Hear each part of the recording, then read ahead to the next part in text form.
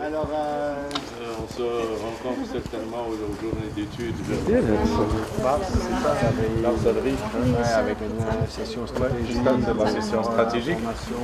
Ok. Regarde. Thank you so much. Merci à vous. Le bonjour à toute l'équipe. Toute l'équipe. We'll keep in touch, okay? Okay.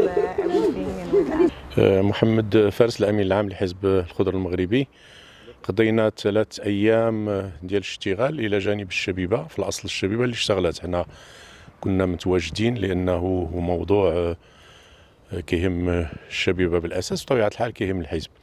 3 أيام تطرقت الشبيبة لمواضيع عدة، ما هي الجانب الوطني، القضايا الوطنية على المستوى السياسي وعلى المستوى الاقتصادي وعلى المستوى الاجتماعي، ما غندخل شيء في التفاصيل، وكذلك على مستوى الإفريقي الجهوي وما يهدد القارة الإفريقية من مجاعة، والانقلابات الأخيرة اللي قامت في مجموعة ديال الدول، والديمقراطية كذلك، سير المجال الديمقراطي داخل قارتنا الإفريقية، إلى جانب التغيرات المناخية واللي احنا أول ضحاياها، ولو أننا ماشي احنا اللي كنتجوها، بل كينتجوها الدول اللي كنسميهم متقدمة، واللي هي الأكثر ملوثين في العالم، ما فيها الولايات المتحدة، لو جي 20 والصين، الهند في بعض الحالات إلى آخره. إذن تطرقنا لهذه المواضيع العامة اللي كتهم بلادنا.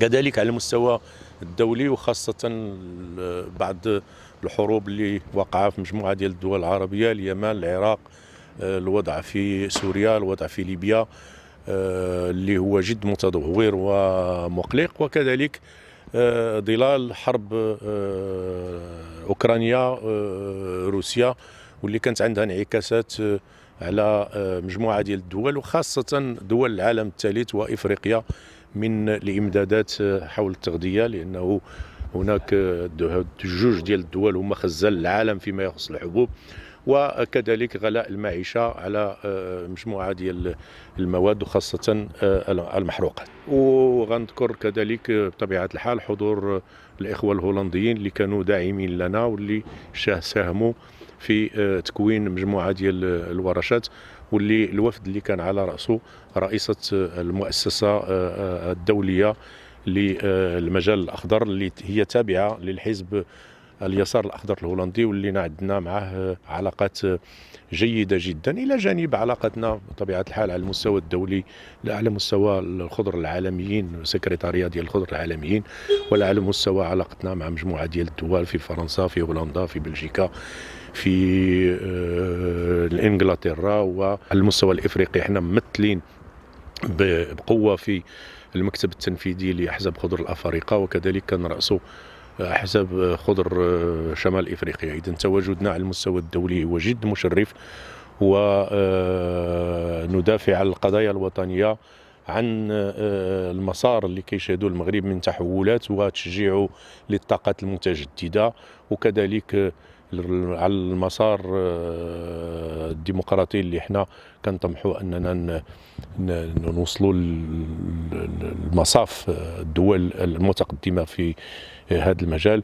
وبالأساس والنقطة الأساسية هي الدفاع عن قضيتنا الوطنية، وإحنا واعيين بما يقع الآن، رغم كما قلت في البداية التقرير الأممي اللي كان مع المقترح المغربي للحكم الذاتي، ولكن مناوشات جيراننا وخلق توترات مع مجموعة ديال الدول اللي كتخلق لنا بعض المتاعب على مستوى افريقيا، وكنلاحظوا ما وقع مع غانا وتونس مؤخرا، وكذلك في بعض الدول في امريكا اللاتينيه.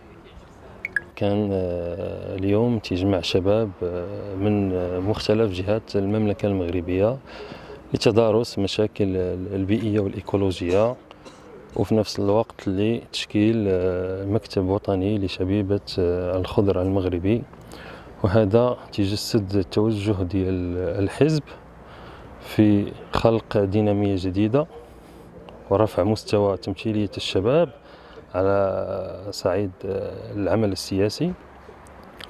واليوم تنشهدوا مكتب جديد برؤية جديدة بطاقات جديدة غيشتغل على تجسيد الوعي الإيكولوجي في المغرب وغيرفع من نسبة الوعي عند المواطن المغربي في تدبير ما هو قادم. نشهد سنوات جديدة من الجفاف، نشهد مناخ جديد، ويلزمنا وعي جديد بالمرحلة المقبلة، وهذا دورنا في تأطير المجتمع بما ينتظره إن شاء الله.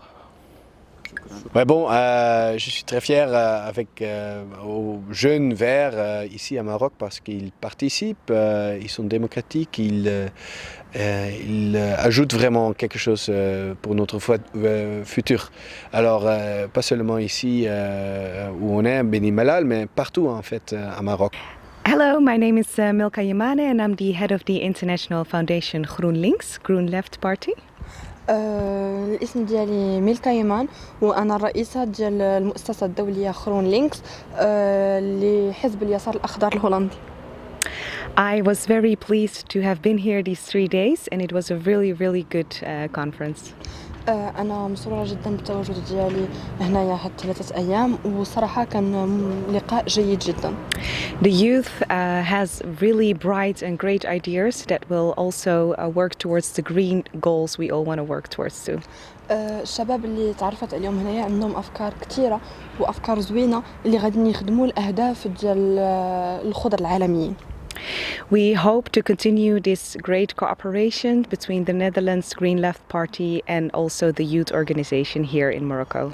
وحنا باغيين نكملوا العلاقه اللي كتربط اليسار الاخضر الهولندي وشبيبه ديال حزب الخضر المغربي هنايا.